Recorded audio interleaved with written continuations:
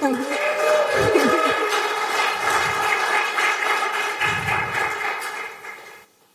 me see, we have a jury, we have the sponsors, we have our advisory board, the honorary former president, people from the Design Academy, from Kazerne, from the Innovation Cafe, more sponsors, our Kazerne Back to the Flex. Kazerne Young is here. Yes, you rock. And the people who built the exhibition. I'm missing someone. That's always Ruud, of course, our photographer, always there. Thank you. And Robert, who is doing the live stream. So, welcome everybody. Welcome to Jeroen. He's going to moderate the show. And I don't want to hold you. Let's get started. Thank you, Annemoon. Yes, a very good welcome, everybody. A lot of familiar faces. It is, of course, the 6th edition. So we're talking about a tradition. Do I sound like the Tin Man, or is this just me and my ears? No. Okay, but I think we get used to that.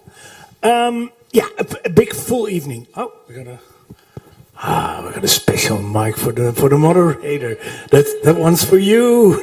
No pressure.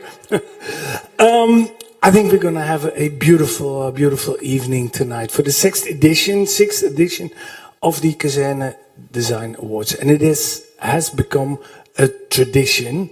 No corona, no management change in the Kazerne, no possible transfer to Roermond of the Design Academy. Nothing can stop the Kazerne Design Awards. So we're very, very glad that we have 10 new nominees this year.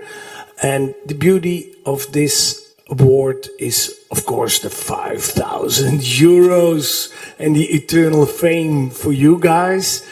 But for us in the audience, it is very amazing to see not one, not two, not three, but like 10 hand-picked projects from the graduation show.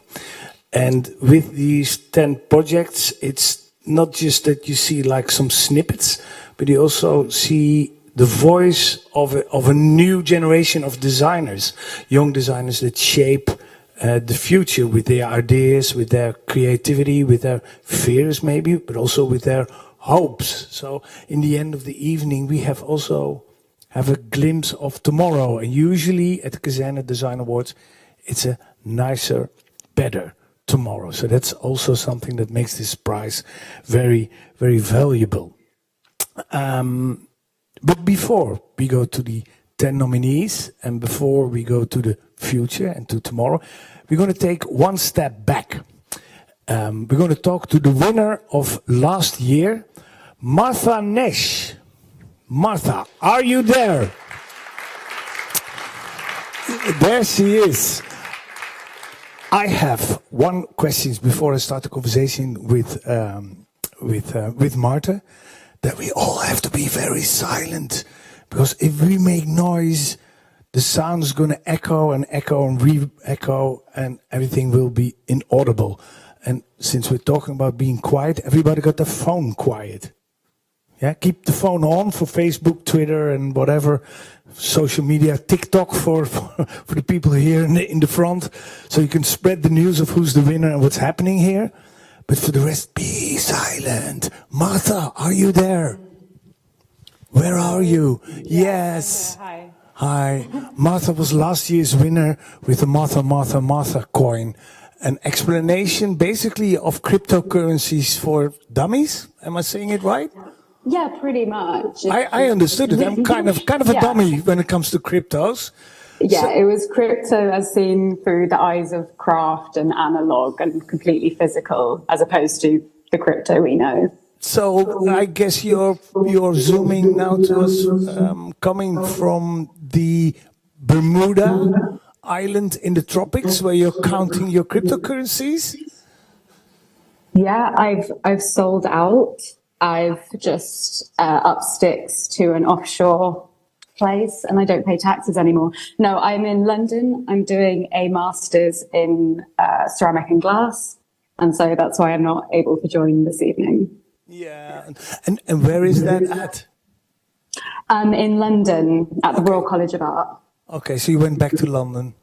Yeah, I'm sorry. Okay. I do like the Netherlands. But I was wondering, what happened to the project afterwards, after your graduation? Sometimes designers pick up the project and they bring it to another level, to a gallery or a museum, or to the audience, to the millions out there in the world. What happened to your project? Martha Coin was exhibited both in London and it was also exhibited in Sweden. And it was we missed the first sentence. Sorry, Yes, sorry about that. My bad. It was exhibited also in London and also exhibited in Sweden. And it was also sold at a gallery. So, Martha Coin lived a long life. But cryptos aren't what they used to be, right? Not anymore, no. Since Elon Musk and Trump went into it, it's all downhill. They've got their own pigs, I've heard. They've got their own pigs.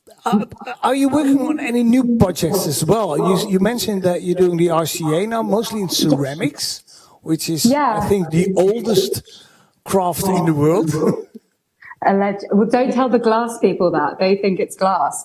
I have been basically using my time at the RCA to bring up my making skills. So I've been really getting better at ceramics and using glass and using other materials as well, such as bronze and textiles, to sort of build up a good artillery of craft that I can use for other fun projects. Yeah. Can you explain to us, or maybe you can tell us, after you won the Kazerne Design Awards, which is like a very important prize for young designers, what happens after you win the award? The new things come to you, or what is the impact of winning such a prize? So it allowed me to sort of set up my own studio in London, sort of. I managed to convert a shed and put a kiln in there and start sort of doing the first steps of managing your own design business. So that was extremely impactful. I'm extremely grateful for the jury for giving me that. Sorry, there's a plane. I don't know if you can hear that. And also it. Oh, sorry. And also gave me a lot of confidence to continue exhibiting, and it's been very, very rewarding. Okay. Lastly, do you have maybe like a tip or a special suggestion for the upcoming one of the 10 that's going to be the winner at the end? Of course, they're all 10 of them are winners because they all got the eternal fame. But then one will be the winner and will take home the 5,000 euros. Do you have like one special tip for them? Yeah, I'd say, eternal fame is great, but also use this opportunity to network, use this opportunity to start making your community. Because once you graduate, like who you know and the people around you, that's what matters the most. So I'd say definitely just keep the people around you, be aware of who's in the room, and have fun as well. They have to listen to you, so have fun on stage. Okay, that's enough for now then. We stop listening to you, Martha. Thank you so much. Keep up the good work, and we hope to see you back in Eindhoven maybe sometime. Maybe this year to graduate. Absolutely. I'll be here at Dutch Design Week. All right, we'll catch up. Thank you so much, Martha. Bye-bye. Bye. Well, in my opinion, the most important advice was have fun. So that's the invitation to you guys as well. Do have fun here on the stage. It's all starting now.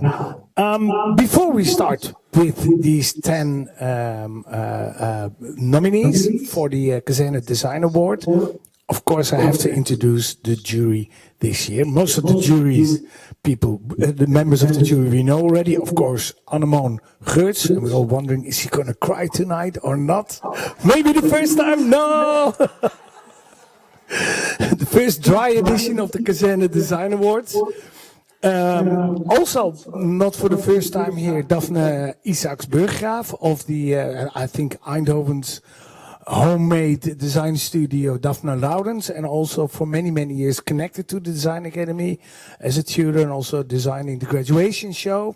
So there's a long history with the Design Academy. Also, Ligtenberg, one of the designer that's totally embedded in the social fabric in Eindhoven, in the design community. Not only because she's a social designer, but also she has a very keen eye on talent and everything that's going on.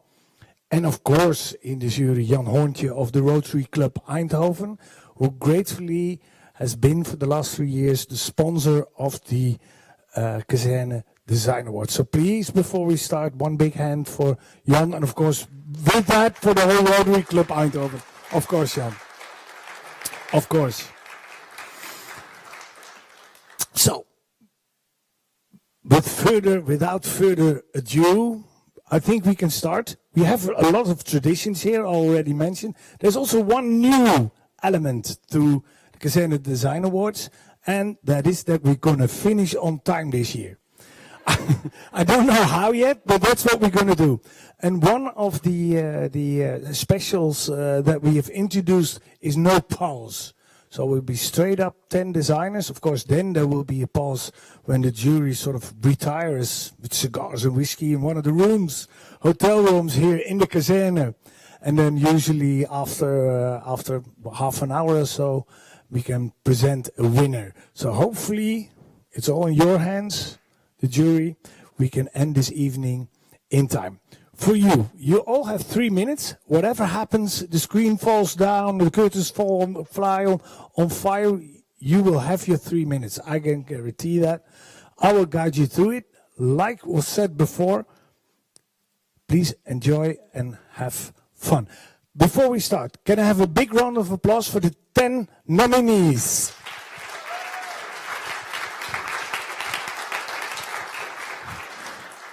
And of course, afterwards, you can still wander around and look at all the 10 objects. I think they will be here for the whole summer. Minimum whole summer. And some of the designers have multiple projects also. So you're going to, if not tonight, maybe tomorrow you come back, or the day after, have a dinner here, have a drink, and dive into the deep context of their work. I think we're already late because I talk so much. The first one coming up. And again, before she comes up, a big hand is Katharina Ammann, the social share. It's a beautiful project, very intricate project about solar energy and how we can use it and how much we need the sun. Sometimes we forget, but Ammann is going to remind us of that. Thank you so much.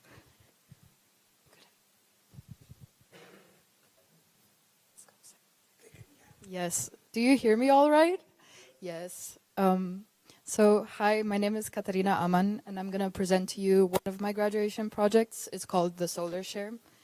This is a project that I developed in collaboration with an art collective in Paris called thisnovation.org. We worked together over my graduation.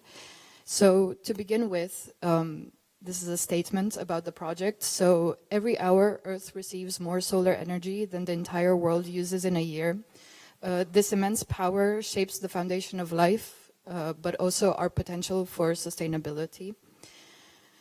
Based on that, the design question that I wanted to approach with the project was, how can we measure sustainability and what is the baseline for it? Because we talk a lot about sustainability, but there is no way to measure it. So, looking at our economic system, there is one fundamental planetary process that is in all the economy. So if you think about the material value, there is this process of solar energy being photosynthesized and then transforming into physical matter, which if you think about the food that you eat, the clothes that you wear, but even fossil fuels, all of this is fundamentally photosynthesis and solar energy. So based on that, I wanted to find a photosynthetic representation, which is spirulina algae. And I chose algae because this is the algae on the left. You see it in real life. It's kind of like a bacteria, and there is a visualization of it microscopic. And we chose it for three specific reasons. The first reason is that it's extremely ancient. So algae in general is much more ancient than trees or anything. In second place, it's 70% of the oxygen we breathe today is because of this algae. And then also because it's extremely efficient in processing solar energy and photosynthetic matter. So based on this, I developed this project, which I call a laboratory. There's two different versions of it. There's a horizontal one and there's a vertical one. In the exhibition, there's a small scale horizontal version. And this is how the pictures from other exhibitions look like. This is a visualization of the installation. So it's a 1 square meter aquarium where algae is being grown. And there's some plates around, which are visualizations and infographics. There's also explanation video. And every day, algae is harvested. And we harvest a specific amount out of the aquarium. And therefore, we can understand how much solar energy is captured through photosynthesis. So actually, the calories in spirulina are converted into solar joules, and we can understand how much solar energy is captured today in Eindhoven. Therefore, we propose an economic model based on solar energy, aka also a currency, which is based on solar energy. And this solar currency is called the solar share. And this would dictate the basic value of everything. So we want to reimagine our economic model based on sunlight. Therefore, we have a baseline for sustainability. And these are some visualizations. And there's also other inspirations from economic models, like carbon exchange, and you can see it at the exhibition. Thank you so much. This is the project if you're looking for it, and there's a QR code for the official website. Wow, perfect. Congratulations. You made it in time. I did. So great. I have one question. Yes. Every designer afterwards gets one question. And of course, thank you for making it in 3 minutes, because if you would have done it 4 minutes, the next one would have had 2 minutes. So that's also a message to you guys. 3 minutes. Be gentle, be polite. Yes. to your good co-fellow students. Everyone's got one question, because otherwise you get kicked off the stage so cold.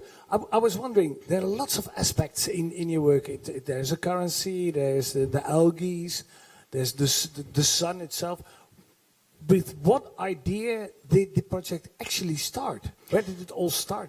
Well, actually, this project is part of a larger series. So it's about post-growth economics, so not about degrowth. Post-growth means that you don't destroy the whole economic system, but you rather imagine it.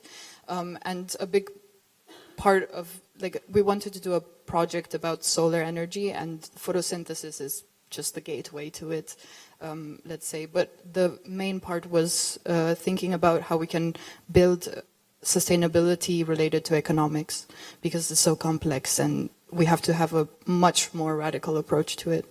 Okay, thanks for the advice. Radical approach. Yeah, give me the mic. Yeah, if you put the clicker there. Next up is a couple. We haven't, maybe not actually a couple, but they're two designers. I think this is the first time we at the Kazerne Design Awards, so you're already having a grand entree. It's Lilou Angelrath and Réiltín O'Hagan, two designers. Their project is called Mnemotopy Magazine. I practiced in one go. I did it very well, and I have here for you 2 microphones, 3 minutes, and a big applause. Thank you so much. Should I go on the other side?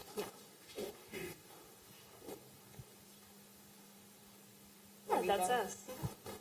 Okay, let me get situated with this. So click your cards in the mic so it's a whole workout. Okay, perfect. Are we ready? Okay, perfect. I'm Lilou, and I'm Réiltín, and this is Nematode Magazine. It is vital to a healthy society that we have access to the subjective realities, perspectives, experiences of one another. We live in a world where publishing has never been so accessible, with the development of social media, print-on-demand technologies, and so on. But it has also never been so heavily dictated by algorithms and media or publishing conglomerates. The stories that these entities don't consider valuable are often pushed to small circles of person-to-person circulation and remain within their niche. But in an increasingly polarized world, these stories need greater reach, however small they might seem on their own. So we've created a magazine with no restrictions on language, grammar, theme, or form, which amplifies these brilliant pieces and brings them to as many readers as possible. Our open calls accept writings, voice memos, drawings, in whatever form they come to us from all over the world. Nematode is a wide and welcoming platform for the brilliant stories that traditional literature often overlooks.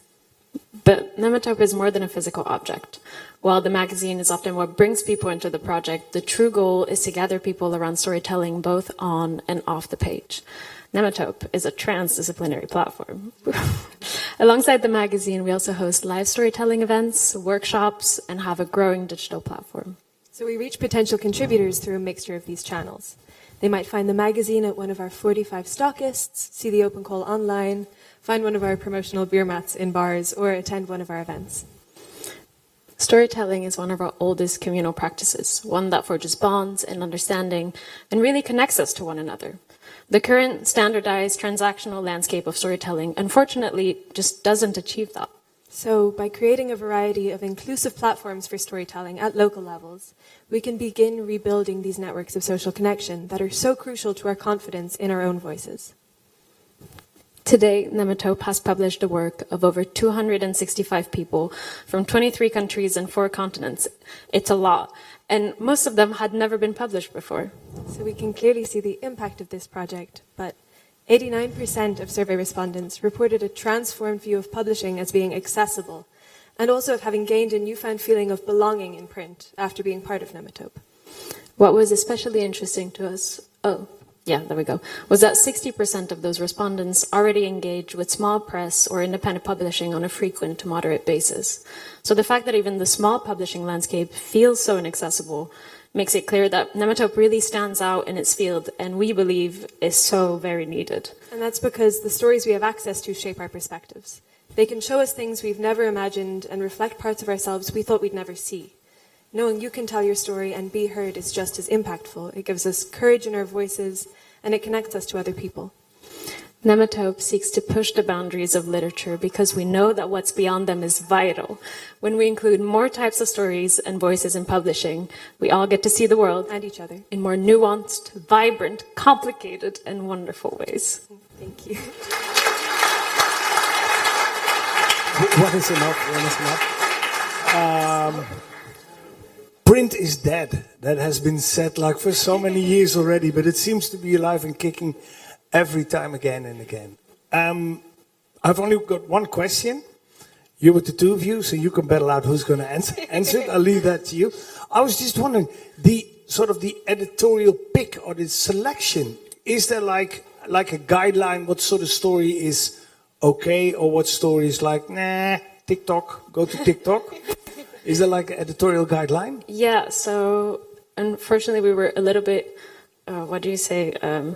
overwhelmed, or we unfortunately were a little bit more successful than we expected, so we did get way too many submissions that we could include in the magazine because every page printed is money. So we had to come up with a few pillars for editorial. So one of the first one is that we prioritize work from authors that had never been published before, whether by us or by other people. Work that is a little bit more experimental, that wouldn't fit into other guidelines. We have a few others. I'm heading it off.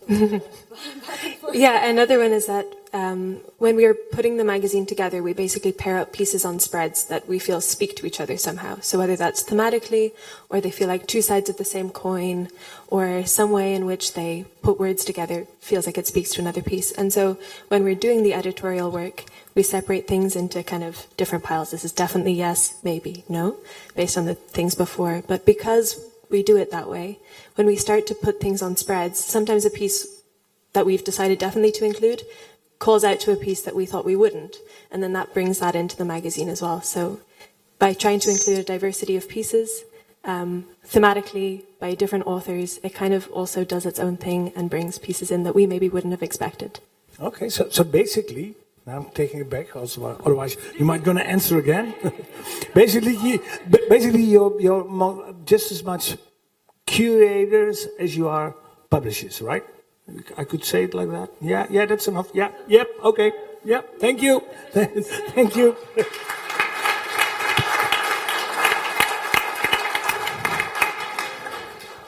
Next up, we're moving along. I think we're going quite well. Why am I holding two mics? Kiki Astner, Ton voor Ton. It's an environmental project, a very delicate project. Yes, here you go. And also for you, 3 minutes and an applause. I think I need to click. Yes. Hello, my name is Kiki Astner, and this is my project, Ton for Ton. What you can see here is a Yellow Pages style telephone book that is aimed at more than 140,000 forest owners in Austria.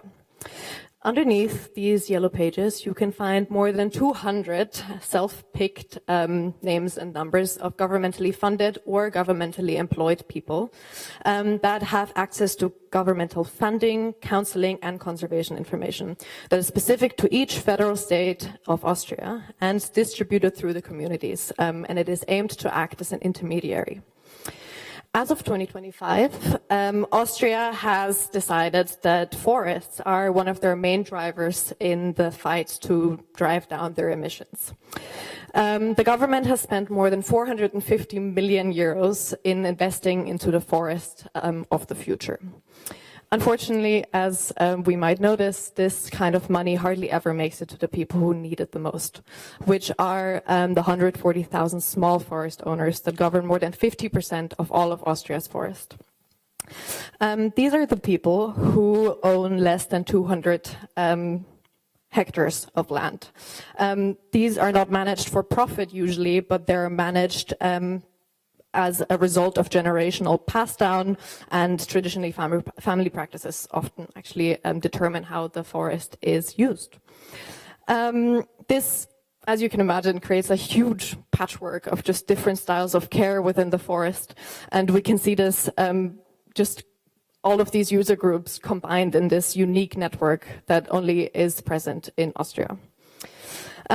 In recent years, climate change also hasn't stopped in the Austrian forest. We are seeing devastating effects, and especially small forest owners, such as the 140,000 people that I just mentioned, are suffering from these effects. It is incredibly important that in these times where forest fires, heavy droughts, and pests are controlling the forest, that collective and sustainable decision-making needs to be made. This needs a lot of funding, though, because these people are not doing this for fun, or they are doing it for fun, but they have no funding to do it. Most of them are doing it for free. So this is where I proposed a familiar yet new design of the Yellow Pages book that is essentially a telephone book, but only giving access to governmental funding systems in Austria and opportunities for these types of people. It is a communication tool to make governmental funding more accessible and empower, especially support those who know the forest best and help them make the right decision. For now, the project is in the form of a small book, but hopefully soon it will be in the form of a website that will be more accessible, also handy. And yes, this is it for me for now. Thank you so much.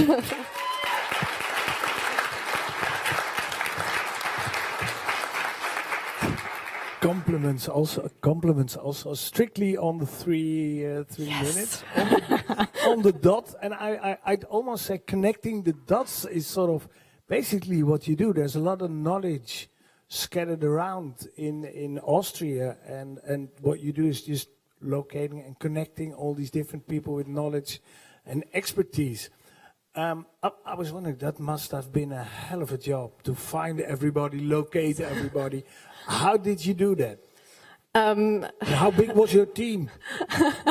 So obviously graduation was roughly 6 months. So I spent a good amount of time researching, scanning governmental websites, official websites, NGOs, anything that's governmentally funded, to try to make sure that the money that the government is putting in these forests essentially is also reaching the people who need it the most, which are the small forest owners.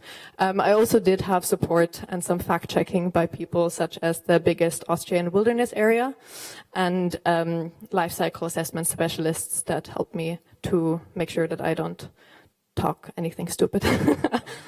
You're going to be in the book as well? I am not in the book, no. Unfortunately, I think I know a lot, but I don't know enough to remotely help someone to apply to funding.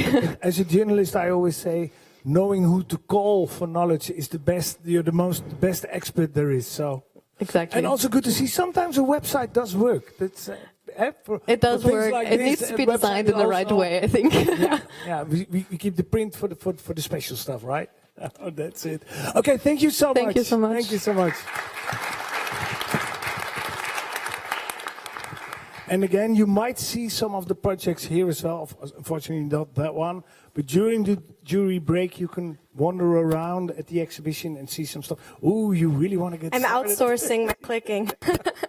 Okay, you're really up for it. Okay, Dani Elmi Sarabi, you can see her work there. It's a beautiful work, and it's sort of connecting also ancestral knowledge with contemporary design project. Sorry, did I rush you before? No, not at all. That's good.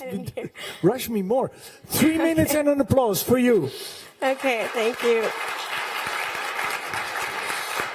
So, the Persian carpet is an object I'm sure all of us have come across at some point in our lifetime, as it's been part of European interiors for quite some time now. These carpets are centuries-old storytellers. Each region in Iran has its own distinct pattern, and as such, they act as archives of different types of knowledge and information. As a general rule, they represent the longing for the paradise gardens. They depict the Persian garden with the medallion in its center representing the fountain and the 4 elements in each of its corners. However, they are also story creators. And act as the backdrop to our lives, and as such hold great value to the people of Iran and its diaspora. They're meticulously cared for and passed down for generations. A single rug can take years to make and requires a multitude of artisans working at it at the same time. The treatment they endure in the West, however, has very little to do with the care and respect they're met with in their places of origin. Here, they're largely seen as consumer goods, replaceable, and as such are often treated with neglect and even violence. Treaded over with muddy boots, thrown into festival grounds, coffee shops, doctors' offices, or turned into DIY projects where they're painted over, covered in resin, sanded down, and literally trampled into improvement. Until lastly, the final stage, where this violence is reproduced in form of machine-made polyester versions of these distressed, defaced carpets that can be then found anywhere from Sissy Boy to IKEA, served with the promise of machine-washable, modern or fresh twists, effectively eradicating what is left of the Iranian carpet trade. In the face of this consequential cultural erasure, where does that leave us? How can we as diasporic descendants continue this vital cultural practice despite the loss of techniques and knowledges caused by this erasure and amplified by our displacement? Although I come from a long line of carpet artisans, I don't know the first thing about their making process, and neither do my parents or any other family members. Still, I have this overwhelming urge to continue this tradition of storytelling and tell the stories of our people by any means available to me. This, paired with the anger toward the shoe as the aggressor, prompted me to seek a way to subvert this dominance over the carpet and turn it into my very own storytelling canvas. No Shoes on the Carpet is a series of carpets created as objects of resistance, creativity, and liberation.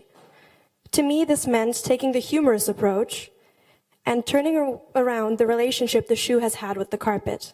Essentially, however, this project is about empowering the continuation of this ancient practice by any means available. Embracing improvised materials and methods is an act of cultural survival. Thank you. If these 3 minutes were not enough for you, there is a thesis that laid the foundation to this project. I have a few more books available and I've displayed them under the carpet. I warmly recommend it. It was my favorite part of this project. Or if you have any shoes that you'd like to donate and would like to be part of the next carpet, you can find me around. Good. Good. Thank you so much. Thank you so much. I was wondering, you come from a family of carpet makers, right? Yes, I'm Iranian by descent. Yeah. Did you show it to your family, and what was their reaction when they saw your project? Actually, my family reacted very warmly. My grandmother especially. One of a carpet portrait of my grandfather is in the book, and this loss of connection to our cultural practices is something I think that didn't realize that our elder generations have had as an angst when they came to a different country.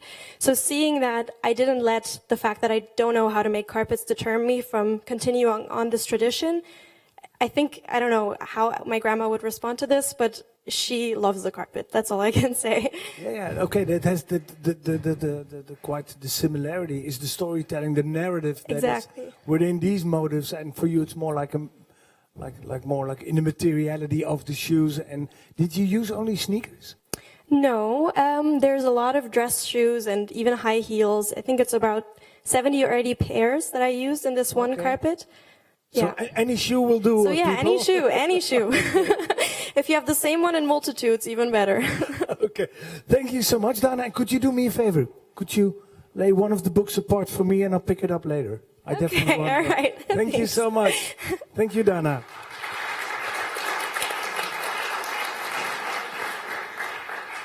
Next up is Kasia Łukaszuk from Poland. Her project is called the Trust Paradox. Maybe you saw it when you came in. It was that robotic, sort of intriguing machine. And for the people who didn't play the game, Kasia will explain it right now. 3 minutes and an applause already. Thank you. Okay, I don't have a clicking assistant, so let's hope that this will work. So this is my project, the Trust Paradox. And, well, it started because I saw that AI is becoming quite a hot topic for the past few years. And whether you're for or against it, it cannot be denied that it's highly impacting our lives. And so I decided that there needs to be something done. We need to learn how to properly interact and approach it in order not to misuse the technology that is being widely available to us. And so when researching how humans interact with AI, I decided to focus on trust, because I think that trust is the foundation of every interaction. Even you allowing me to speak today, you trusted me that I will present, you trusted me that I will present you with information that is truthful. And so it turns out actually that trust is a very nuanced topic, a very nuanced type of interaction. And when it comes to the one that we have with other humans or with animals, it's very similar and evolutionary. It's more advanced. But the trust towards advanced technology is a completely new concept to our brains. So it's something that is still forming in our brains and is very easy to manipulate, especially in the era of misinformation and fake news and content that can be very easily manipulated and fabricated. I think it's important that we learn how to properly interact with it. And so I wanted to help people train this new, let's say, brain muscle. And I decided to do it in the form of an approachable game that's based on the prisoner's dilemma. Prisoner's dilemma is a mathematical model of strategic interactions, and it's widely used, for example, in economics, to see how different parties interact with each other and how they trust each other. But it hasn't really been tested on humans against machines. And that's basically what I'm doing. What I think is very fitting about the prisoner's dilemma, especially the iterated version and how it fits with my topic, is that there is no way to win the game. But there are stronger and weaker strategies, and all the stronger strategies share principles which I think are very good for us to adapt when it comes to interacting, maybe not only with technology, but with other agents that might come into our lives in the future. And so I will not go into details with all the strategies, but the key points of them, for example, is to be nice. So don't be the first one to doubt or cheat. Assume that your opponent wants also to benefit you and wants to benefit itself kind of symbiotically. But don't be a pushover. If something is not working for you, then don't decide to continue to trust. Be forgiving, so even if betrayed in the past, at a certain point, forgive and trust again. This can stop long runs of revenge and counter-revenge. And don't be envious, so don't strive to score more points than the opponent. That's not the goal of the game. The game is for you to score the most points, let's say, to get the most benefits from the interaction. And so I think the trust paradox, even though it's just a silly little game, it's more than just a game. It's an invitation to challenge preconceived notions about how humans relate now and should relate to smart tech in the future. Thank you.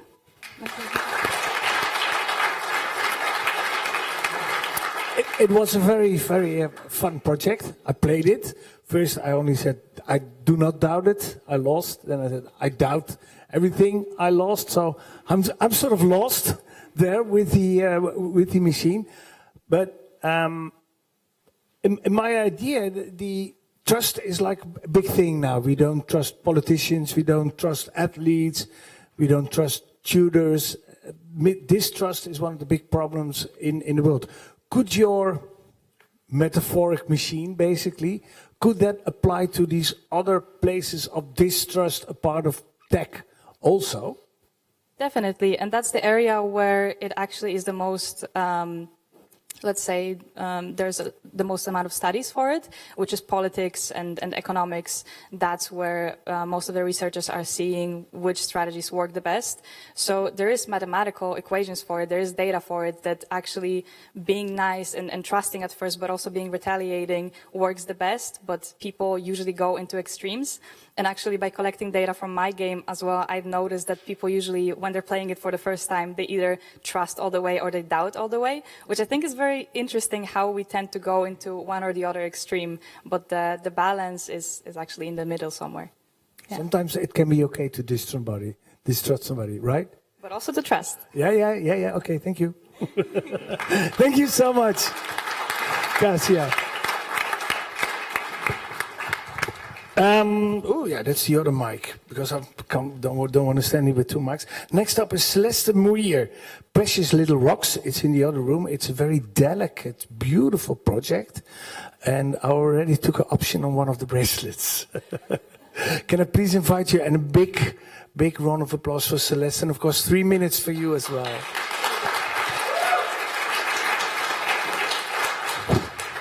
Hi, do you hear me well? Yeah. Hi, I'm very happy to present you today the practice I have started to shape at Design Academy. My name is Céleste Muir. I am a designer with a penchant for ceramic jewelry, and I do consider myself a gem miner.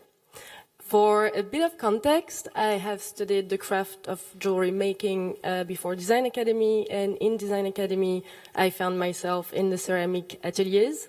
I had really a love at first sight for this material, and it naturally led me to creating this in-between craft. I naturally have an eye for very small things, and I tend to find small little treasures. And so I started seeing ceramic ateliers as mines, were brimming with many possibilities, and I decided to start digging and try to find in all of the buckets or ways that are laying around some beauty. And I have specialized myself in digging in waste glaze buckets. So the ceramicists, obviously, in many different structures, collect a lot of glaze waste that they pour away in a big container. And with the time, and years almost, all of the layers are built, like actual crystallization. And that is the material I'm working with. I have applied my mining methodology in different ateliers all over the Netherlands. Here's an example of the EKWC in Oosterwijk glaze room, but also in the Rijksacademie, Amsterdam, collaborating with the design studio in Arnhem, Atelier Fig. and many other places around the Netherlands. So all the gems that I've mined are Dutch. And so when you start seeing this very small scale, you start seeing so many possibilities. And this glazed waste, I only shape it. I don't interfere in the coloring because my findings are really the way they are. Like my extraction is actually really similar to extracting earth from the ground. And what is beautiful is that after the shaping, I put them in a kiln, and I have no clue how my gems will look like. So it creates every time a unique piece, and each gem I can't really reproduce. So I have the freedom to name all of them. So this is a cracklit, for instance. And I archive all of my findings and their origin. So here's a collection of the gems that I found so far. And I have set up some of these new gems that I found on jewelry pieces, but I'm also eager to use this material beyond and beyond and draw with it and adorn, I would hope, many different things. So hopefully accessories, but as well any object or furniture, or why not a room covered with my gems. So yeah, this is what I do. Thank you. Thank you. Thank you.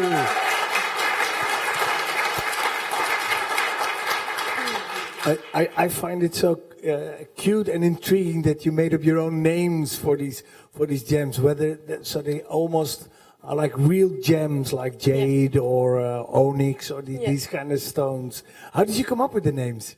So the names are either related to their origin or to the person who invited me in their atelier, because a big point of this methodology and new mining is only possible thanks to artists and ceramicists and designers working with ceramics. So it's either a feeling or it's related to the person that invited me in their studio. Okay. So yeah. Is there one special atelier or workspace that you definitely is high on your bucket list for mining? Yeah, I would say the EKVC, because it's the European Work Center for Research in Ceramics. Yeah. And so to me, this place is like Disneyland, because there is really, really much to mine from. But actually, I can find treasures also in small studios. But the EKVC is really a long time that I spent there. Okay. Yeah. It's a special gift. Thank you so much to look where nobody's looking for beauty.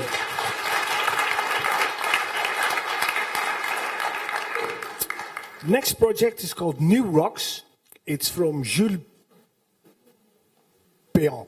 Sorry, I studied it so well, but now I got like stuck. Jules Péan. Yeah, that's you. Here's a mic for you. You got the clicker. You all hand over the clicker to each other. You're very good. You're very obedient. I don't have anything to show on. Oh, you don't have anything to show, but you have a mic. Exactly. Yeah, sorry. And you have 3 minutes and an applause. Do you hear me? Yeah. Great. Well, I'm quite lucky to present my project next to my project, so I'll just stand here. So, my name is Jules Péan. I'm a Luxembourgish designer, also a material researcher. I created a material research called New Rocks, where I transform old rocks into new rocks. I use rocks from mines and quarries that are closed or abandoned, and they're all natural stones, so that I can transform them again into new rocks. So I have I'm sorry. So I have two processes, but all from the same material originally. So I smash first the rock. It takes a lot of time to do that. But it becomes a powder, and from this powder I do two processes. One is a bit like a clay material. I can shape it, I can mold it, I can do whatever I want with it. It's all naturally based. So I use mycelium, starch, salt, and pressure, and my own weight, to do the whole work. So these are the ones that you see here.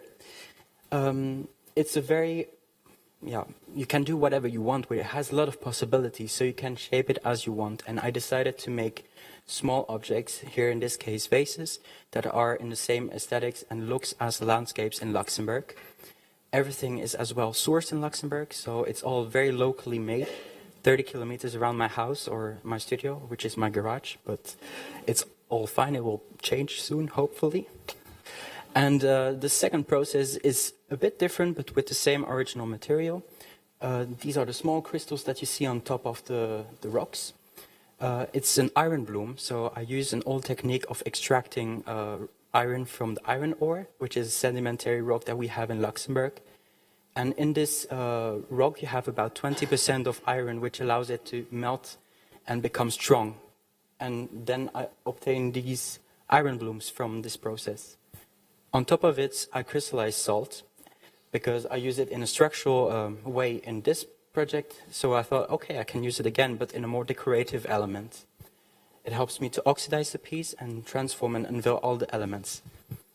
So this whole project is a cycle. It's a return to nature. It's a relationship with the material and not just an ownership. The whole goal is that I use the waste materials that have been discarded and return them into nature. But I place a stop in between so we can use it as a nice aesthetical element, but still can return. It can fully decompose, even the high-fired ones, and yeah, it will return to nature. Thank you very much.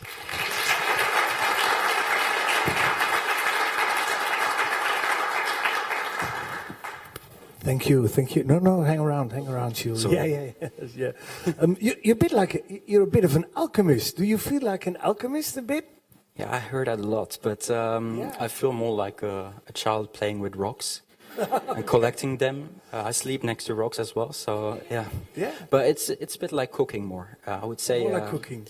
I have like a recipe book how to change my rocks and transform them and change colors, and yeah, Okay. it is very playful. Is there also for you, like I was wondering, because you see things I usually don't see, and I think that's a tremendous gift that a lot of designers have, to look for things and to look for places where ordinary people like me usually tend not to look for beauty, for interesting materials. Is there a special place? And now you're looking you step out of your studio/garage, and you're surrounded by your local environment. Is there a special place in the world where you would like to wander around and do some stone cooking? Yeah, that would be amazing. I think this project can be adapted locally to every place, and then also inspire myself with the environments that I see. This is really locally and Luxembourgish inspired, but imagine if I go to south of France, it's stupid to bring this to the south of France. Yeah, exactly. And really use the materials that you find there and also the shapes and transform everything. I can also make molds and make it really look straight. And so there's not this one place you wanted to go, like Japan or somewhere exotic, or doesn't matter, everywhere is beauty. I'm quite lucky in Luxembourg, we have wonderful rocks, so for now I will stay. Okay, you stay there. You do that. Stay there. Okay, thank you so much, Jules. Thank you. Thank you. Make sure, yeah, exactly. You're already handing the mic over to Lotte Schoots. Finally, a name that I can fully immediately, with lots of consonants I can pronounce. Your project's called I Spy, and I think you're also not using a clicker. You're also standing there with these, not stones, but is it wood? I don't know. Tell me. You'll find out. You will find out in 3 minutes, and an applause. Thank you. Welcome, my name is Lotte Schoots, and I'm standing in front of my project I Spy. It's referring to the children's game, and in Dutch you would translate it to Ik zie wat jij niet ziet. So I spy with my little eye a lot of plain wood imitation. People love to surround themselves with wood. However, a lot of people settle for these flat photographic imitations. And at first glance, people accept imitation wood as wood. But when you start looking closer, you start to relate to the material in a very different way. I have created some new wood imitation patterns that try to stretch our understanding of what wood and what wood imitation can do. Because wood can be as mesmerizing as some gems. And to highlight this, I have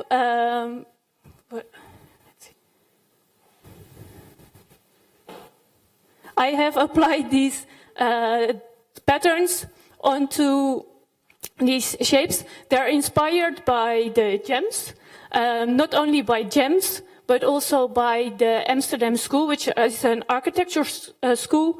And I appreciate that style because it is quite solid, the furniture, and that plays a role in how I think about its life cycle, as it shows that it doesn't move away that quickly.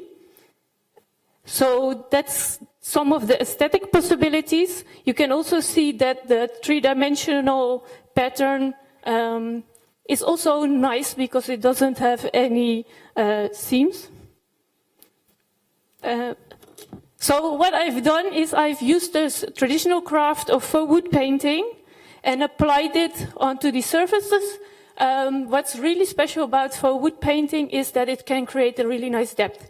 The depth similar to you see in mahogany. Sometimes you see a really nice depth in there. And this depth is often lacking in the more commercial wood imitations, think laminate flooring. And for the patterns itself, I've looked into the natural patterns and effects in wood, and then played with those elements and created what you see here, 3 different versions. And I hope this could be a playful alternative to, on one hand, the industrial wood imitation, but on the other hand, the woods that are becoming endangered. These are often the more figurative woods, the nicer looking things, and it would be nice to preserve these trees, but this might be a positive alternative. That's it. Thank you so much. Thank you so much, Lotte. So it's even sustainable as well. I'm not saying it's sustainable, but you can think about sustainability in different ways. You can think about bioplastics and creating plates and cups that we will want to change in 5 years because we don't like the beige anymore. And also by cutting less trees, right? That's true. But you can also see it in a way that instead of we can choose what trees we use as a base for materials. This might be more efficient or better suited for the situation you want a expensive looking wood to be placed in. Yeah. So all the different wood types, of course, they're not literally wood types, but they're like inspired on oak wood or pine wood or beech, all these different woods. Do you have like a collection of different fantasy woods that you carry in? I do. Before graduation, I did a free focus program, and I did indeed make a whole like cabinet with samples that I use and still use. Yeah. Okay. Also, I was wondering, you've used the Amsterdamse School. Are there any other like art historic styles that you would like to apply your technique on? Other styles? I don't know. I don't know. I wouldn't apply it myself on the Amsterdam School. No, but inspired on, say, Scandinavian modernism or. I think I would go on a trip to Italy. To Italy, okay, that's always a good idea. Thank you so much, Lotte.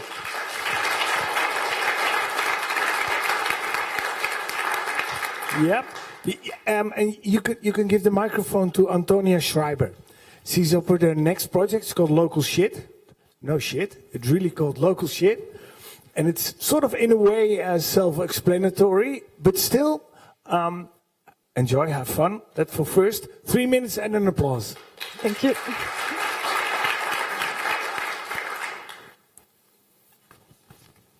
Yes, thank you. So today I'm going to present you my project, Local Shit. It's a provocative title, but it's actually concerning 2 serious major problems that are facing the Netherlands right now. Problem 1, the nitrogen crisis caused by the massive livestock industry in the Netherlands. Problem 2, the CO2 emissions of the building sector. I think I don't need to name numbers. We all are aware that this is a huge factor that should be challenged. So I asked myself the question, why don't we turn things around and look at it from a different perspective? What if all the cow manure is not a problem, but a resource? I dove into research where cow manure is used as a valuable component in architecture, and I discovered that it's actually a material full of potential. And next to properties like flexibility, there was one characteristic that really struck my interest, which is waterproofability. So let's ask ourselves, wouldn't that be quite useful in the Netherlands? Why are we not using cow manure in the Netherlands? Because we don't trust it and we don't know how to use it. So I'm here today to show you that it works and how it works. And for this, I would like to do a little demonstration.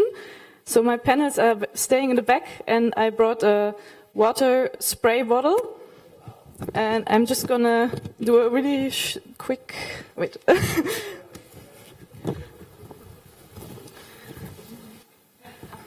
I hope it's still there. So on the left, we have a panel just plastered with normal clay plaster. And you can see that it dissolves immediately, while the other two are plastered with, are plastered with cow manure, and they withstand the water. When you oil the plaster, it even peels off perfectly, and it is fully waterproof. Okay, that was the presentation of that.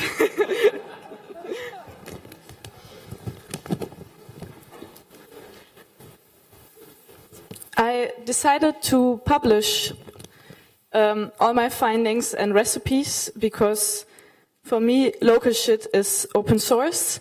It's a knowledge bank, and I want people to use my recipes. I want people to develop it further because otherwise this project has no impact. I'm very happy to tell you that exactly this is happening at the moment. So thanks to architect Lydia Vrije, there's now a project group of 4 honor students doing further research. They all come from different disciplines like engineering, computer science, animal husbandry, or chemistry. And I'm really proud that my project found so much interest, and I'm really excited to see what they're going to develop. Thank you so much. On the dot. Thank you. Thank you for your very energetic presentation. And as always, the proof is in showing. So now we know it works. And that's sometimes with these kind of projects, that is always the question. Does it work? Is it possible? And what I find very great in your project, that you actually not only here, but also with the book and everything, really made a point to prove that it actually can be done. Do you have like an idea of where your product, the cow shit, basically, is best? Is it for like construction, or is it maybe for interiors or decorational stuff? I don't know, vases. How do you envision the production? For me, this project was focused on plaster. And I was thinking of facades while doing it, because that is something like in weather conditions like the Netherlands, we have a lot of rain, and that's something it's a reason why we don't use clay architecture. But while I was working with, for example, waxing the surfaces or oiling them, I thought it could actually also be used in a shower, like in an interior context in a kitchen. But yeah, it's for now, these recipes are tested for plastering. Yeah, okay. But in construction, because yes, in architecture and construction, exactly, because yes. that is a big pollution. I think even bigger pollution in CO2 than the actual cow business in the Netherlands. So you combine these two polluting industries. Two problems towards and fix solution. it in one. Well, that's perfect. Great job, well done. Thank you so much. You.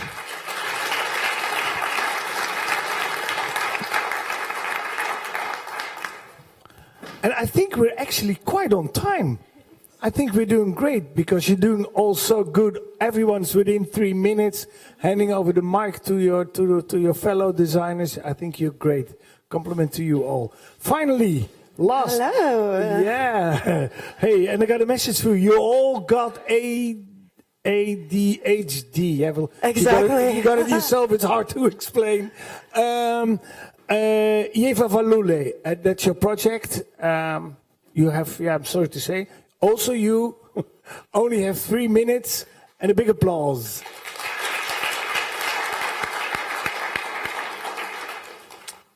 All right, there we go. Have you ever felt disinterested on board? Do you ever find yourself multitasking? Is your attention spread thin?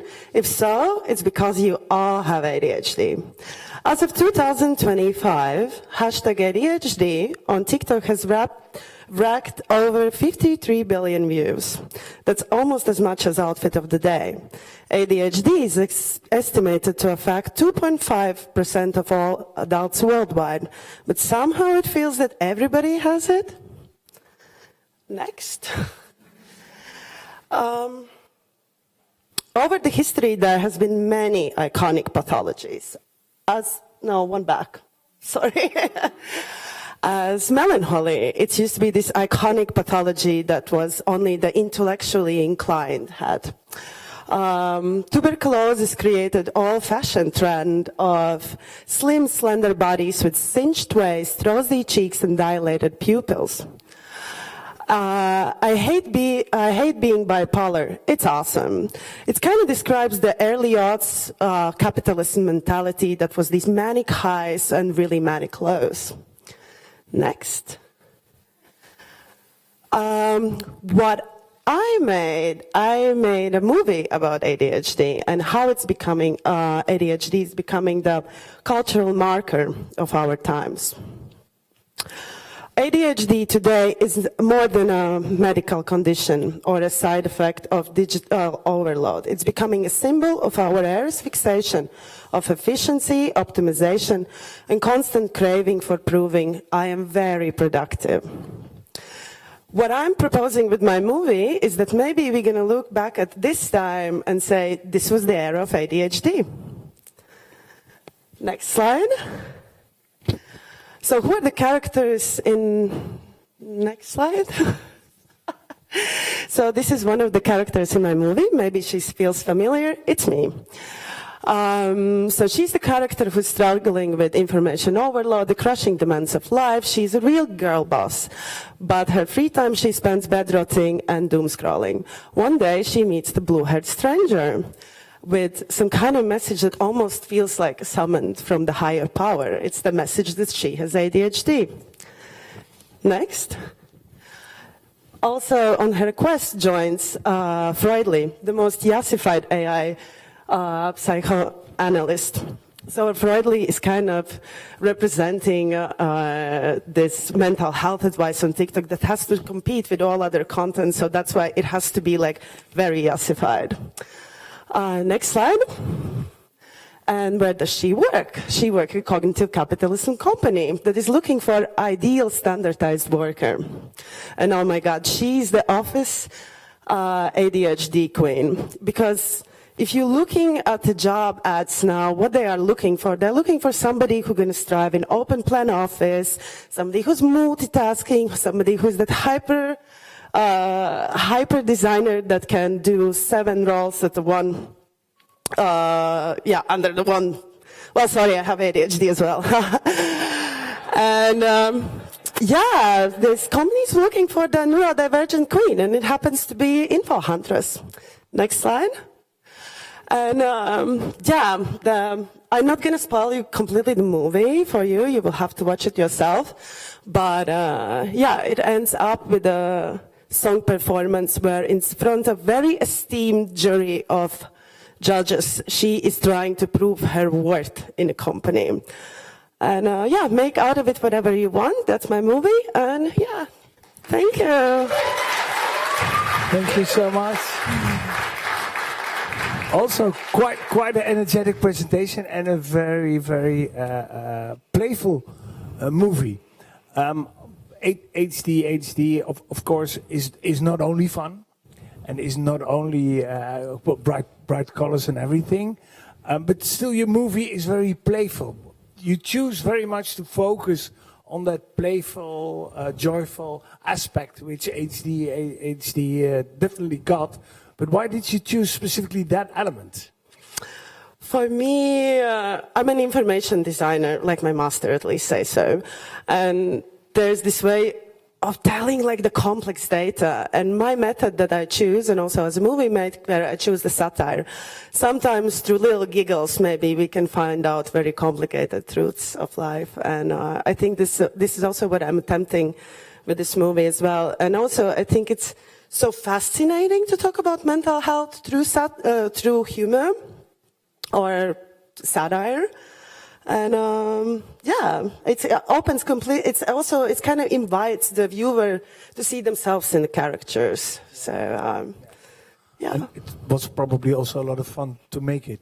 Absolutely. At least that's how it looks. You had a lot of fun while making it. Yeah, and I hope people are going to have a giggles while watching it as well. Okay. Well, we're going to have a break in a moment when the jury sort of retires and is going to discuss who's going to be the winner. So there will be plenty of time to watch your movie over there. Thank you so much. Can I have a big round of applause? Give it to me. And who of you young designers has got the clicker? Because I want the clicker. It was you. Because I'm going to run you through all the different, one more time, also for the jury, because we've seen 10 now. Who was the first one? Can anybody remember? Right now, say it. Exactly. That's why we're going to run through all 10 of the designers one more time.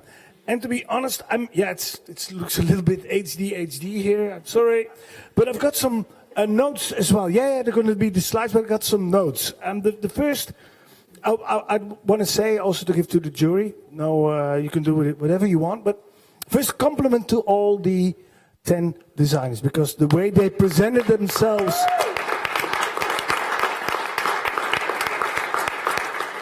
was not only physically in dress. I mean, this was the well-dressed edition of the Kazerne Design Awards by far, but also the way you presented yourself verbally and also physically at the shitboard was impressive. Only one word for it. It was professional. So big compliment for that. I'm going to run through the 10 nominees, and what struck me is that in some sort of way, all of you 10 are doing storytelling, each in your own way. And I think it's probably got something to do with imagining futures. And how do you imagine future? How do you imagine a better tomorrow? By simply dreaming about it and speaking about it and talking about it and inviting people to come along. So storytelling, and that storytelling can be, for example, I made some notes here, but it's the wrong one. No, that's the good one.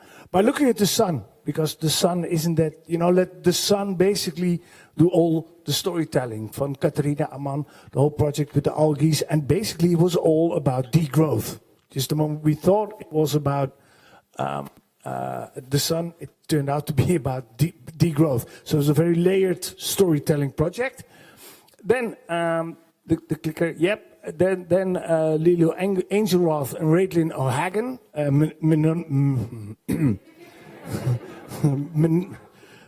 It's really a tongue breaker. I studied, you taught me so well at the table. Go on, give it.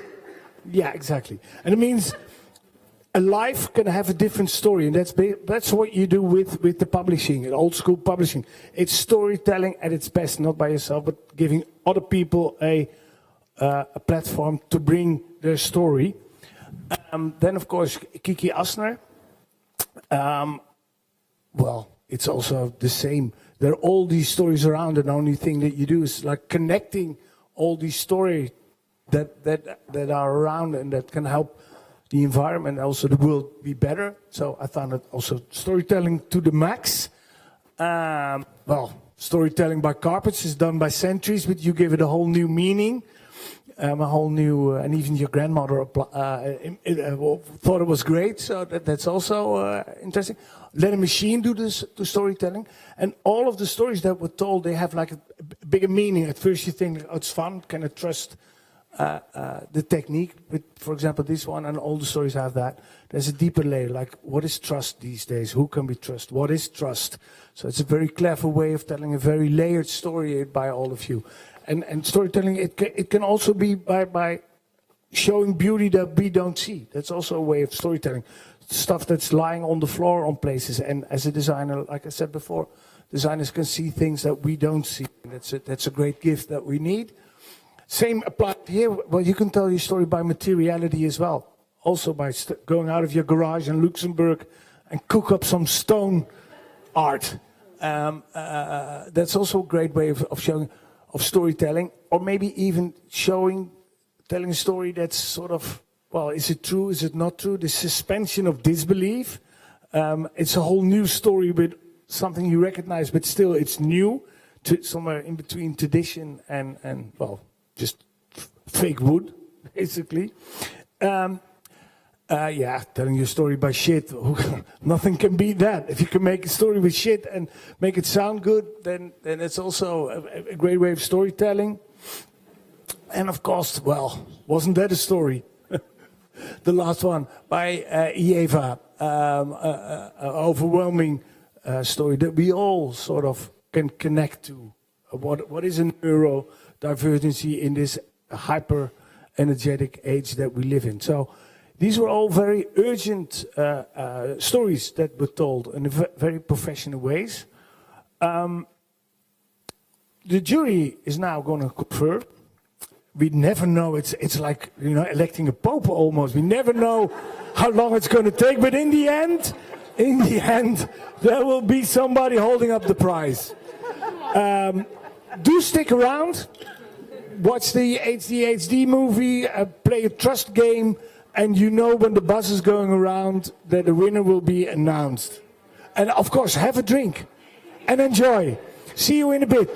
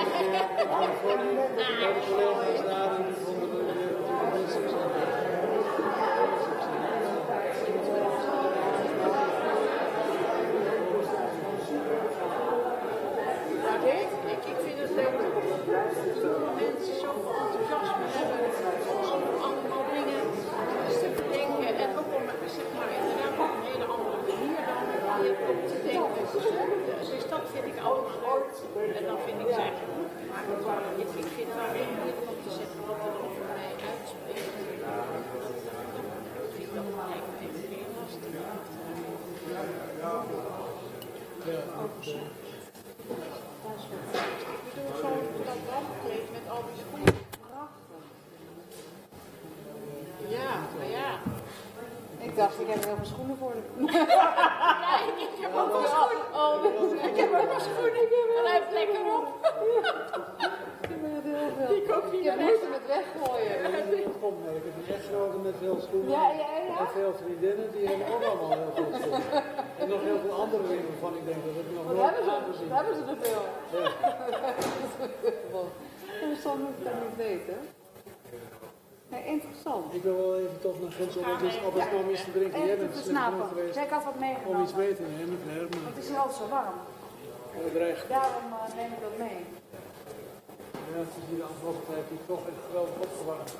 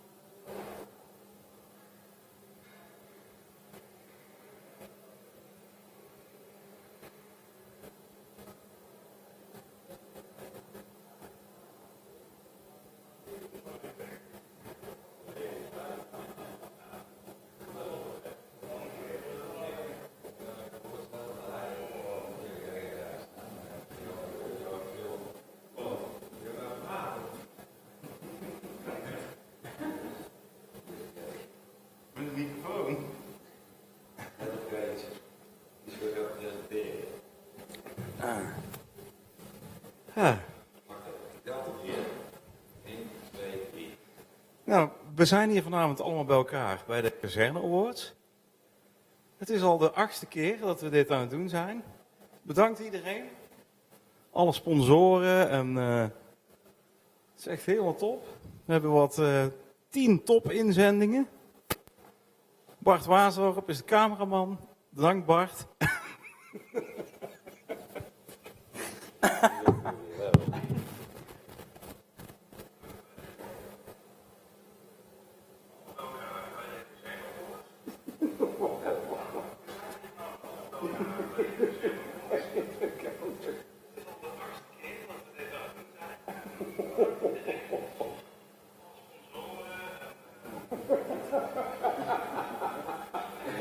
Dat is ook mooi hoor.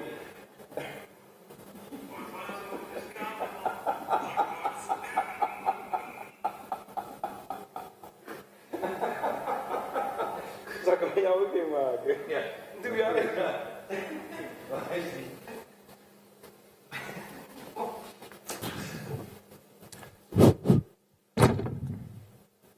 Tot 3 tellen.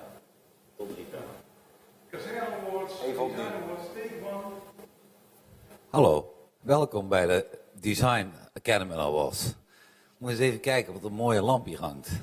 Hè? En allemaal, kijk eens hier, wat een mooie finair. En allemaal kei mooi. En wat denk je hier van alle sponsoren? En alle mensen die hier in de zaal zitten. Hallo jonge mensen, wat leuk allemaal dat jullie er zijn. En Kelly, bedankt dat jij mij wil filmen vanavond, op deze memorabele avond.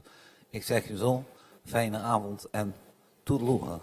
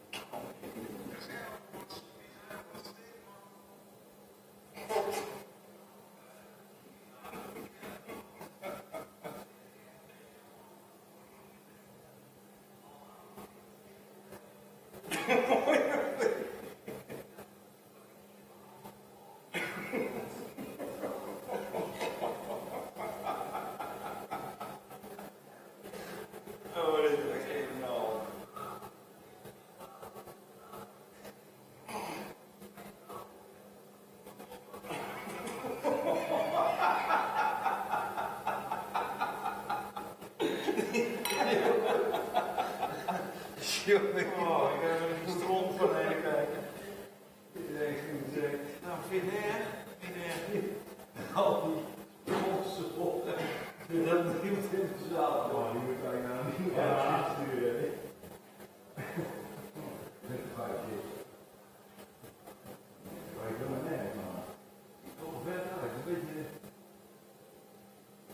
Maar het is wel wat hij zegt, dat hij nooit met de bouw werkt die dit aan de buitenkant hebben. Dat is stuur architecten, dat doen wij niet. Ik wil wel ver uit, hè?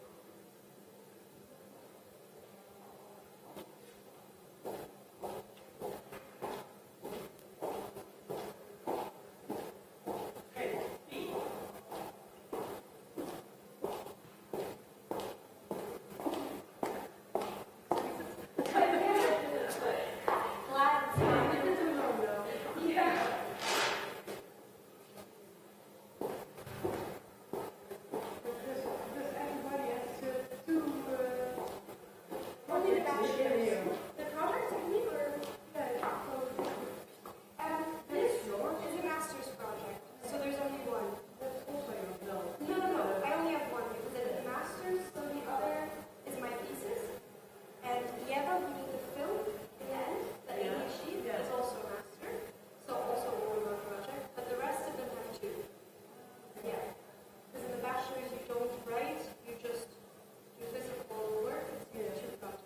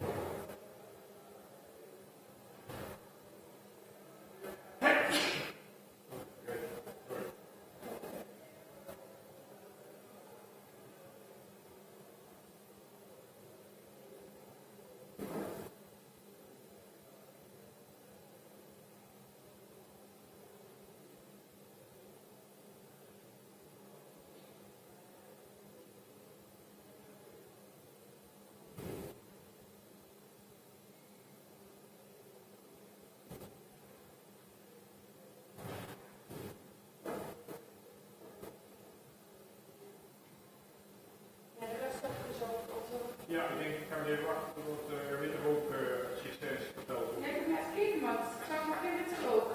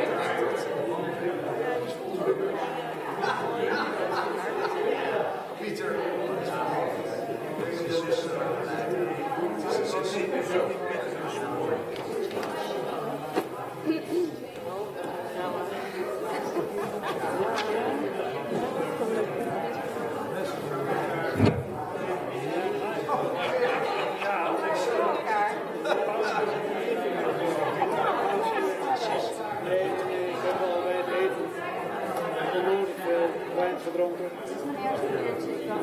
Heel verstandig. Sorry, ga jij er nog tussen? Ik ben niet van de ding. En de naast.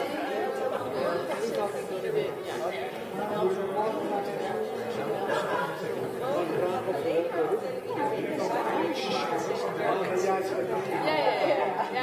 Nee, we hebben de reeks. We hebben de reeks al. Ze mag het zelf ook al. Nee, Anne. En dan de winnaar.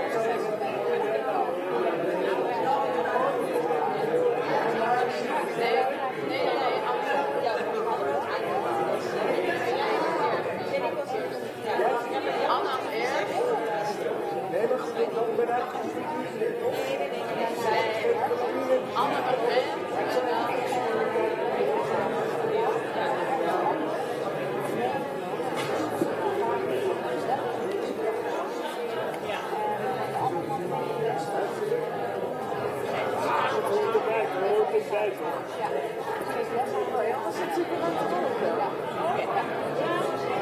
Is iedereen?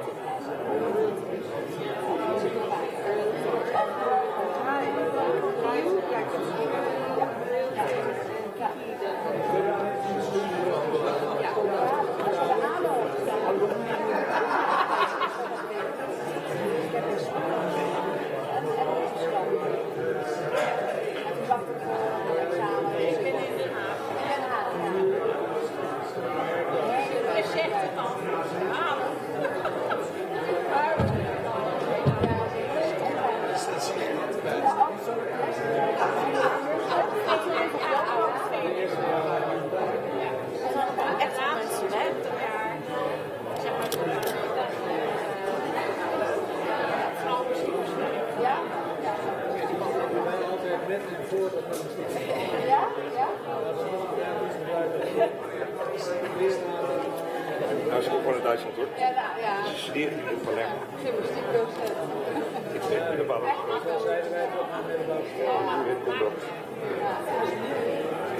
Dat is in Italië. In Italiaanse bouw. Alright.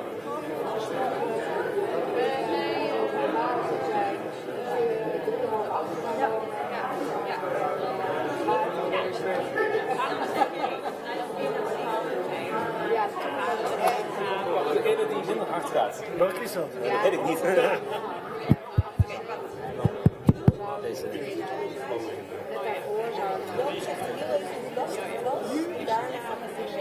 Oké, dan Hoorntje. Dat is zelfs is dat er meer banen zijn voor dat vak en dat ze ook veel vaster zijn. Ja. Everybody ready? So, the new tradition. I think We sort of made it. We're still on time, are we? Or did we came up a little bit late? Maybe a little bit late, but nah, anyway, the jury has reached a verdict. So that's already something.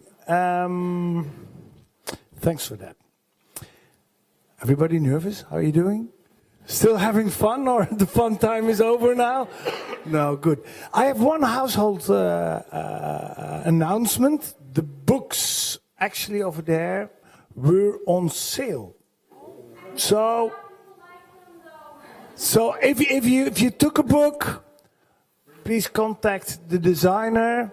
Please contact the designer afterwards, and an arrangement can be made. And there was something lost in translation, so to say, but they were actually on sale. No problem there. Okay, the jury, and of course, for the jury, I would like to introduce Jan Hoorntje, also of the Rotaryclub Eindhoven. Well, I think people who the club who actually made it possible, with of course Koen, Annemoon, and the Kazerne, but that's a great part of the Kazerne Design Awards is on your part as well. So I'm going to hand the microphone to you for the announcement. Then after that, there will be an explanation by the jury how they came to the verdict and why it took so little time. Jan, please, can I have a big hand for Jan Hoorntje?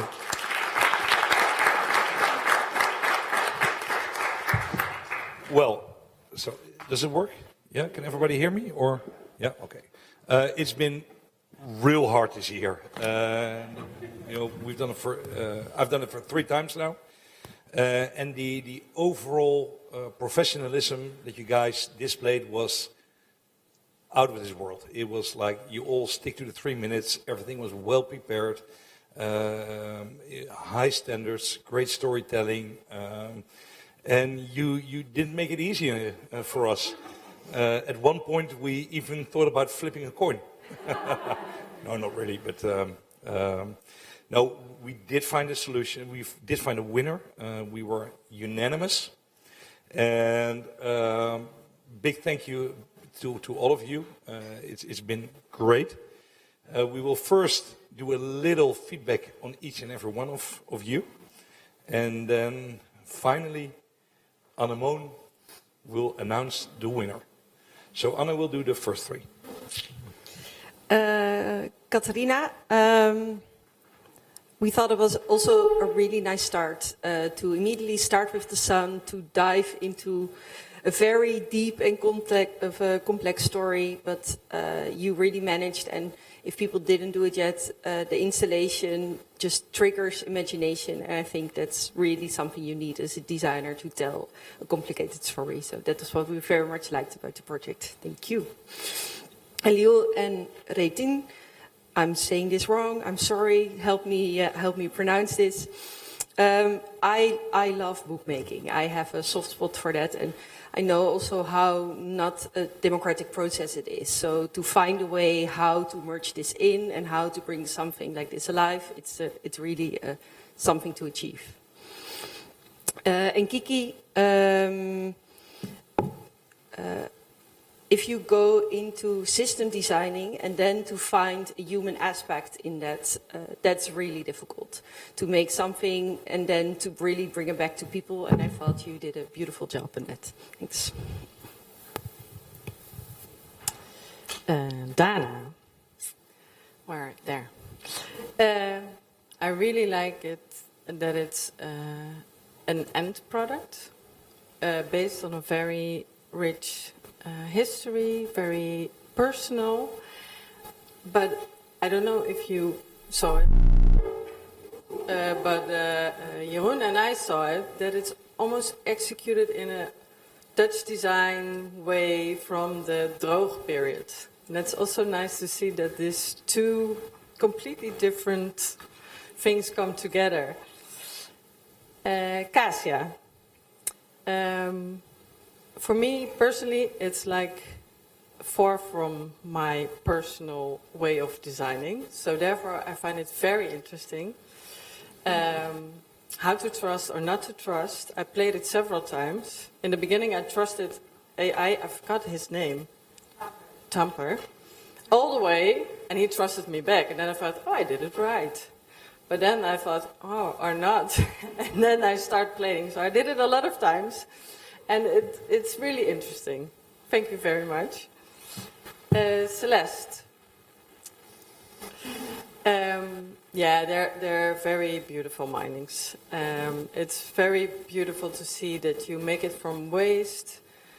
And I can totally understand that it's like that it's all the treasures you will that you can find at EKBC and all the places. So I'm very curious to see where this will bring you.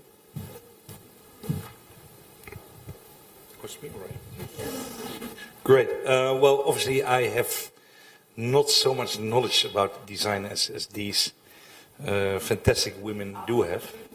After 3, I've learned, true. But you know, I've learned a bit from you guys. Thank you, Jules. Love the way you stood here. You obviously take pride in your work. You think materials. You make materials local, but in any place you can do it. Is great. You can tell from the way that you are presenting that you're really into it. You even sleep with the rocks. That's well, but it shows how far you go and your depth and understanding of materials and how you can decompose and reconstruct with that. So well done. Also, the first one without the screen and just standing here next to your beautiful work was really, really impressive. So, thank you. Lotte, I don't know if you remember, but at the graduation show we talked for about half an hour, and I was really impressed by the magnitude, the gratitude, the impressiveness of your work. And you explained a little bit of your background back then and the journey you've made to become a designer, and you know your presentation about what you're trying to do here and how to mimic materials. Really, really impressive. And when you see the installation, yeah, it almost speaks for itself. So really, really big fan of your work. Antonia, just spoke to your dad, German, but your parents love to travel to Sicily, so hence the Italian name. So that's been cleared up now. I was a little bit offset because I spoke to you earlier tonight about your terror table, and then all of a sudden you presented something different. So, but you know, local shit. What we really liked, it's open source. You took it a step further. You're even, you know, now working with graduates or students who try to take it a step further. It is nature inclusive, and it's got a lot of potence is not the right word. Potential. Thank you.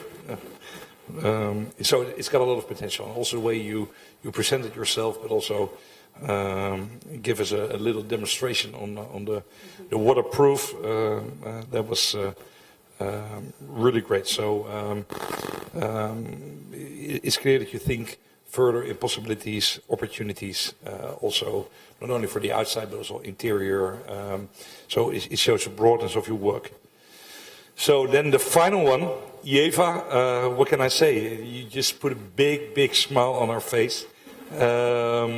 We loved it, and you know what is great to see is that you love your perks, and that you embrace them, and that you show them in almost in a vulnerable way with your audience, and you're proud of it, and you know it showed on stage, and your presentation and the presence kind of explained the whole thing itself.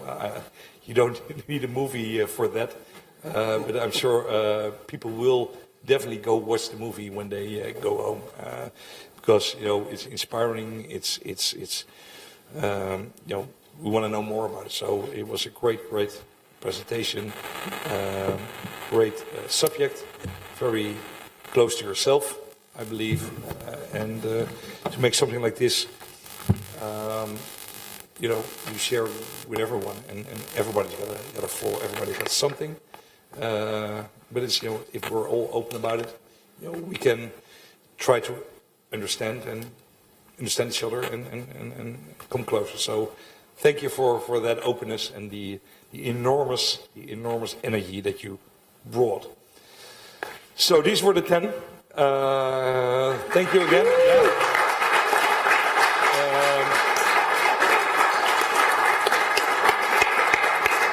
Again, really a close call. And Annemoon normally talks a lot. First of all, thank you for organizing this. Every year it's getting better, and it's becoming a great tradition. I'll be here. The fact that I'm not going to sponsor it anymore doesn't mean I'm not going to be here. No, thank you very much. You're not going to talk? You're just going to announce the winner? Okay, good. Annemoon. Maybe just a little thank you all so much. I'm not going to cry tonight, okay? We were actually... it was really hard. And in the end, we were actually thinking on how can we make this choice? And then we thought we maybe need to add an extra question to the prize. Like, you really need to use the prize to bring the project further. So that's the thing. And then the potential was the winner. So, Antonia, you're the winner.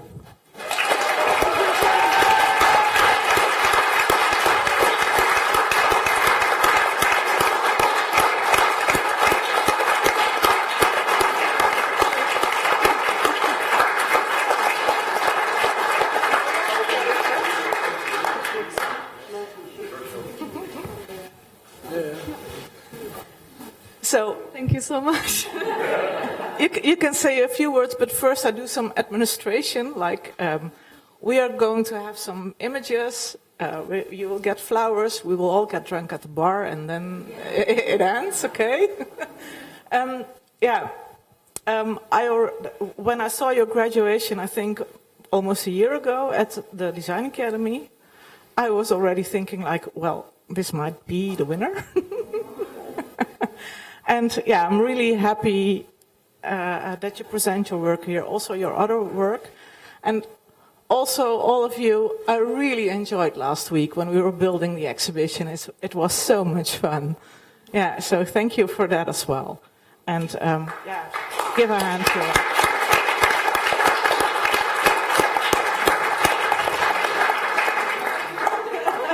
You can put it on a point. It's quite heavy this time. But please, you're all winners. Come up front.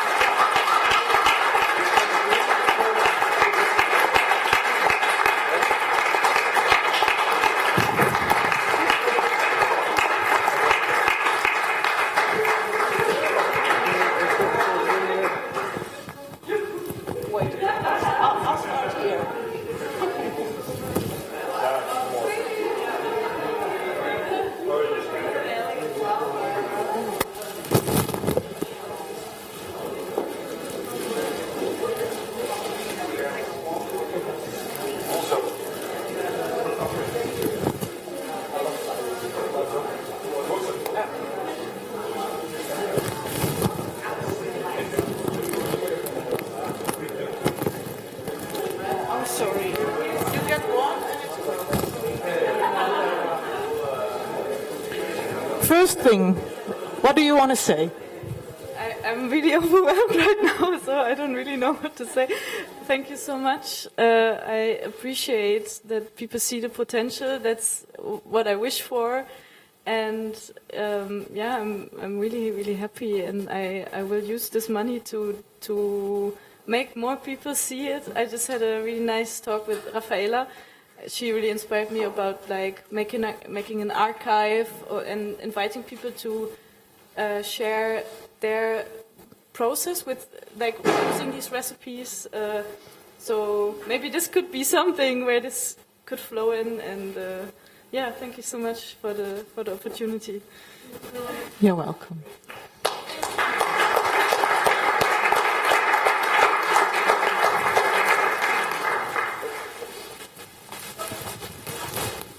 Jeroen, waar ben je?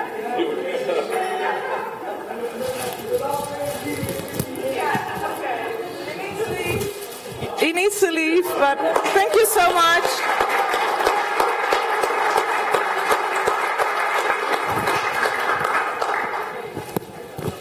And I thought it might be a nice idea to give you some flowers as well for all the work you put into this. Anne?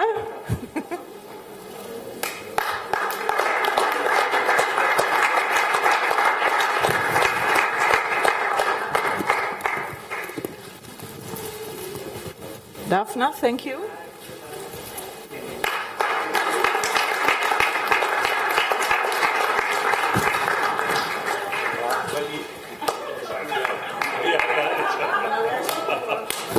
I'm allergic to flowers, so no way.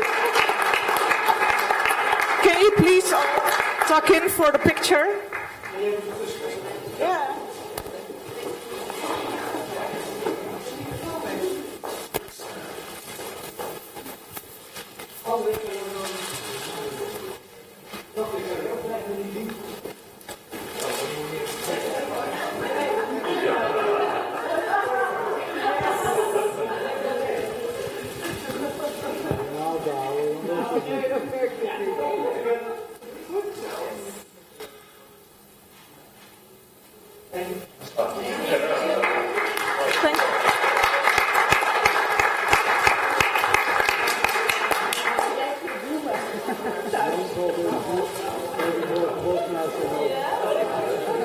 Meteen bloemen vanmorgen.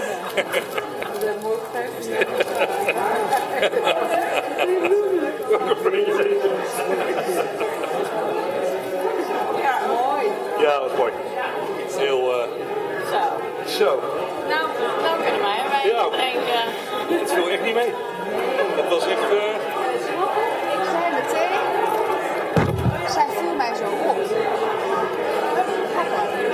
Ik kan het hele gesprek niet herinneren. Ik was zo blind. Was het tijdens die avond? Nee, dat was zaterdagmiddag.